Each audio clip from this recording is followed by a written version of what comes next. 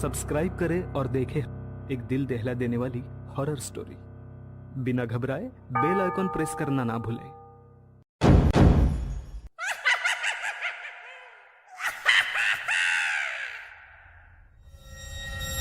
इस कहानी के लेखक है विजेंद्र कुमार कर्ण।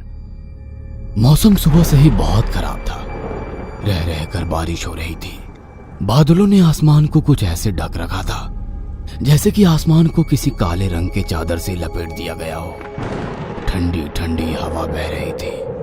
कॉलेज के हॉस्टल की खिड़की से बारिश को निहारते अंकित को अपने गांव की बहुत याद आ रही थी।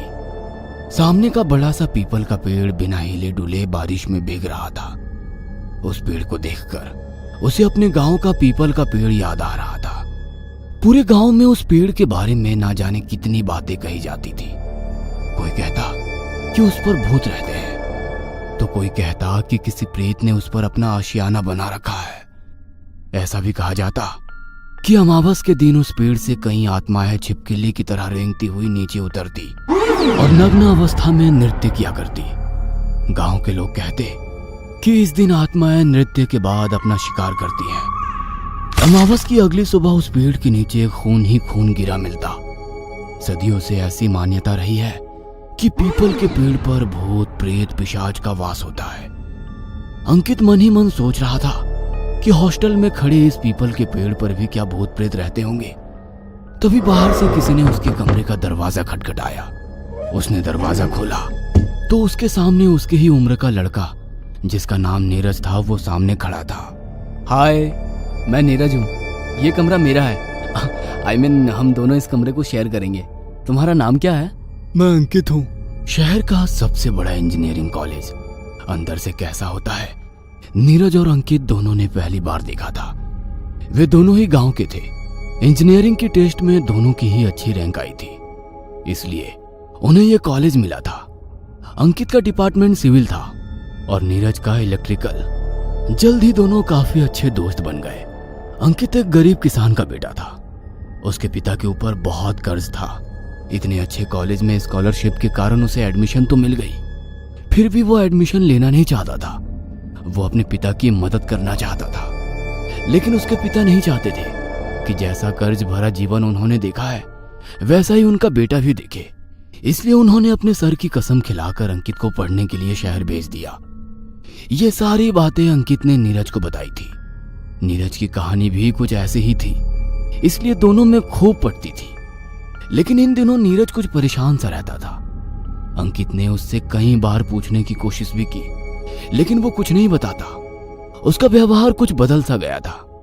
कई बार तो वो रात को जागकर उस पीपल के पेड़ की ओर घूरता रहता था। एक दिन जब वो कॉलेज से हॉस्टल के कमरे में आया तो उसके सिर पर पट्टी बंधी थी। अंकित ने उससे लाख पूछने की कोशिश की कि यह चोट कैसे लगी, लेकिन नीरज ने कुछ नहीं कहा। अंकित ने यह भी नोटिस किया कि नीरज इन दिनों बहुत ही डरा डरा भी रहता है। छोटी छोटी बात पर चौंक जाता है। यहाँ तक कि मोबाइल में आने वाली नोटिफिकेशन की आवाज से भी उसे परेशानी होने लगी थी, इसलिए वो नोटिफिकेशन तक ऑफ रखता था। उसका फोन भी हमेशा साइलेंट मोड पे होता। अमावस की एक रात की बात है। आधी रात हो गई थी, लेकिन अंकित अभी भी स्टडी टेबल पर बैठा पढ़ रहा था। उसका मन पढ़ाई में बहुत ज्यादा लगता था। अपने डिपार्टमेंट का वो हीरो था। सारे प्रोफेसर स्टूडेंट्स उसकी मिसाल दिया करते थे। लड़कियां तो अंकित से बात करने का बहाना ढूंढा करती थी। अंकित अपनी पढ़ाई में खोया हुआ था कि तभी अचानक उसके कमरे की खिड़की खुलने की आवाज आई। खिड़की से तेज हवा अंदर आने लगी। वह खिड़की बंद करने के लिए उठा और उसने मन ही मन कहा, बहुत तेज हवा है, लगता है उसी के कारण ये खिड़की खुल गई है। मैंने कितनी बार डिपार्टमेंट में कहा कि ये खिड़की बंद करवा दीजिए, लेकिन कोई सुनता ही नहीं है। उसने खिड़की के बाहर झांक कर देखा तो बाहर सच में बहुत तेज हवा चल रही थी। उसने फिर से मन ही मन कहा कि लगता है तूफान आने वाला है। ये कहकर उसने खिड़की को फिर से बंद करने की कोशिश की। तभी उसे पीपल के पेड़ के नीचे एक साया दिखा। इतनी रात को पीपल के पेड़ के नीचे कौन है? अरे आज तो अमावस भी है, कहीं बुरी आत्माएं इस पीपल के पेड़ के नीचे भी तो नहीं आती हैं? उसे थोड़ा डर लगा। तभी उसे पीपल के पेड़ के नीचे फिर से एक साया दिखा। अब वह बहुत डर गया था। उसके चेहरे पर पसीना आने लगा। उसने कमरे में सोए नीरज को आवाज दी, लेकिन नीरज ने कोई जवाब नहीं दिया। उसे एक बार फिर से वो साया दिखा। उसे ऐसा लगा कि वो उसे बुला रहा है। बहुत गौर से सुनने के बाद भी उसे पता नहीं चल रहा था कि ये किसकी आवाज है। फिर एकाएक उसके दिमाग में आया कि कहीं वो नीरज तो नहीं है। अंकित ने उसकी बिस्तर की ओर देखा। नीरज वहां नहीं था। अचानक वो अनजाने भय से भर गया। हो ना हो वो नीरज ही है, लेकिन वो कर क्या रहा है वहां? कहीं कहीं उसके साथ भी तो वही नहीं हो रहा है। अंकित भागकर नीचे जाता है। उसके दिल की धड़कन धड़ धड़ करके धड़क रही थी। वह पेड़ के पास गया। उसे जिस बात का डर था नीरज के साथ वही हो रहा था। नीरज पीपल के पेड़ के नीचे आंखें मूंद कर बैठा हुआ था। उसके चारों ओर सफेद रंग का घेरा बना हुआ था। उसके आगे एक छोटा सा हवन कुंड रखा था। उस हवन कुंड में आहुति देते हुए वो एक ही बात बुदबुदाए जा रहा था। ऐ बुरी आत्माओं, मेरे पास आओ। ऐ बुरी आत्माओं, मेरे पास आओ। ए पीपल के प्रेत, मेरे पास आओ, जल्दी आओ। तभी पीपल के पेड़ पर हलचल सी होने लगी। दूर कुत्तों के रोने की आवाज आ रही थी। अचानक पेड़ के ऊपर से 3 साए नीरज के बिल्कुल बगल में कूदे। धड़ाम की आवाज से डर के मारे नीरज की आंखें खुल गई। उसने देखा कि काले कपड़ों में लिपटे 3 साए उसके आगे खड़े हैं। उनके मुंह से खून टपक रहा है।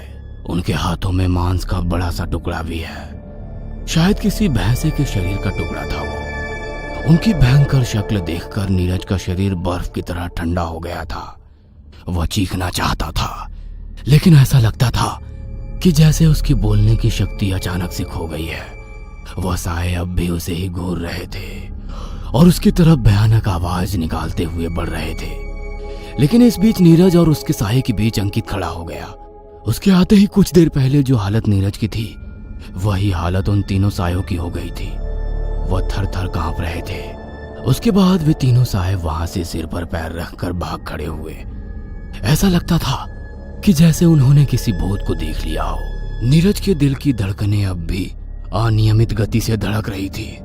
उसे समझ नहीं आ रहा था कि यह अचानक से क्या हो गया। उसने अंकित की ओर अपनी नजरें उठाकर देखी और उससे कहा, कौन थे वो? वे तुम्हें देखकर क्यों भाग गए? तुम कमरे में चलो, फिर तुम्हें सारी बातें बताता हूँ। अंकित नीरज को लेकर हॉस्टल के कमरे में गया। इस बीच ना जाने कितने सारे सवाल नीरज के दिमाग में कीड़े की तरह कुलबुला रहे थे। हॉस्टल के कमरे में जाकर अंकित ने नीरज को पानी का गिलास दिया। नीरज ने एक ही सांस में पानी पी लिया। फिर वो अंकित की ओर देखने लगा। नीरज, मैं जिंदा नहीं हूँ। पिछले साल ही मेरी मौत हो गई है। मेरी मौत के पीछे आशीष, विनय और हरीश है। अंकित के कहे शब्द किसी गर्म तवे पर गिरे पानी की तरह नीरज के कानों में गूंज रहे थे। उसके दिल की धड़कनें जो अब सामान्य हो गई थी, वह फिर से असामान्य गति से धड़कने लगे थे। आशीष, विनय और हरीश इंजीनियरिंग कॉलेज के सीनियर्स थे। बड़े घरों के ये लड़के पूरी तरह बिगड़े हुए थे। जूनियर्स की रैगिंग में उन्हें बहुत मजा आता था। इन लोगों को आत्मा को बुलाने वाला खेल बहुत पसंद था। ये हर जूनियर से एक बार ये खेल अमावस की रात में करवाते थे। वे अपने जूनियर्स को टॉर्चर करके इस बात के लिए दबाव बनाते थे कि अमावस की रात को इन्हें पीपल के पेड़ के नीचे आंख बंद करके 15 मिनट तक ए बुरी आत्माओं मेरे पास आओ, ए बुरी आत्माओं मेरे पास आओ कहना है। अगर कोई जूनियर इनकार करता तो वो उसे मारते पीटते। उसके बारे में कॉलेज में गलत गलत बातें जैसे डरपोक, फट्टू आदि बातें फैलाते। थक हार कर जूनियर्स को इनकी बातें मानने के लिए तैयार होना ही पड़ता। इनके डर से जूनियर पेड़ के नीचे आते और वही दोहराते जो इन्होंने कहा होता था। जब वे अपनी आंखें बंद करके ये दोहराते, तभी अचानक ये पेड़ से कूदकर उनके पास आ जाते। अब अचानक से कोई इस होलिया में उन्हें देखता तो वो डर जाता और चिल्लाते हुए भागने लगता। उसे देखकर ये तीनों बहुत खुश होते। इन्हें इस काम में बहुत मजा आता था। उसके बाद ये तीनों भागते हुए जूनियर की अपने अपने मोबाइल से वीडियो बनाते। वीडियो बनाकर वे तीनों बार बार जूनियर को ये कहते हुए ब्लैकमेल करते कि तेरी वीडियो वायरल कर दूंगा, पूरे कॉलेज को पता चल जाएगा कि तू कितना फट्टू है। अगर तू चाहता है कि वीडियो वायरल ना हो तो जो हम चाहे वो करना होगा।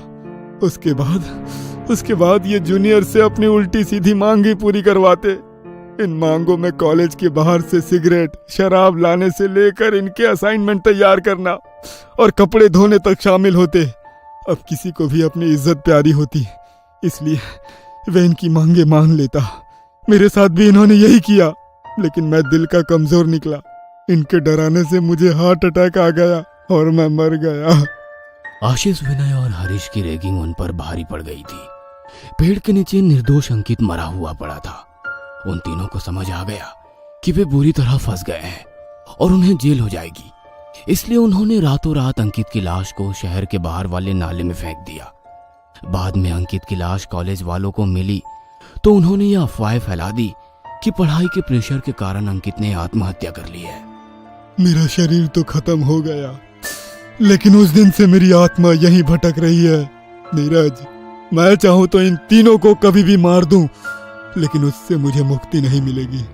मैं चाहता हूं कि रैगिंग जैसी बीमारी से हमारा कॉलेज का कैंपस आजाद हो, ताकि कल को कोई और अंकित ना मरे। मैं चाहता हूं कि तुम ये सारी बातें प्रिंसिपल सर को बताओ। इन लड़कों को सजा मिलनी चाहिए, नहीं तो कल मैं था, आज तुम थे, फिर कल किसी और की बारी आएगी। नीरज उसी समय प्रिंसिपल सर के घर पर गया, उन्हें सारी बातें बताई। प्रिंसिपल सर को पहले तो विश्वास नहीं हुआ, लेकिन नीरज ने बताया कि ये सारी बातें उसे अंकित ने ही बताई है और अंकित इस समय इस कमरे में मौजूद है, वे हमारी बातें सुन रहा है। अंकित की मौत पर प्रिंसिपल सर को थोड़ा शक तो जरूर हुआ था कि इतना ब्रिलियंट लड़का पढ़ाई के प्रेशर के कारण आत्महत्या तो नहीं कर सकता, लेकिन फिर उन्हें लगा कि क्या पता अंदर ही अंदर कोई प्रेशर अंकित पर हो। आधी रात को पुलिस की गाड़ी की सायरन की आवाज कैंपस में गूंज रही थी। आशीष, विनय और हरीश के हाथों में हथकड़ी थी और पुलिस ने उन्हें अपनी गाड़ी में बिठा रखा था। पहले तो उन्होंने इन सब बातों से इनकार किया, लेकिन पुलिस के डंडे और अंकित की गवाही से सारा सच बाहर आ गया था।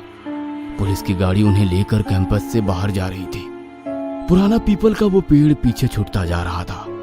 नीरज की आंखें अंकित को तलाश रही थी, लेकिन वो उसे कहीं दिखाई नहीं दे रहा था।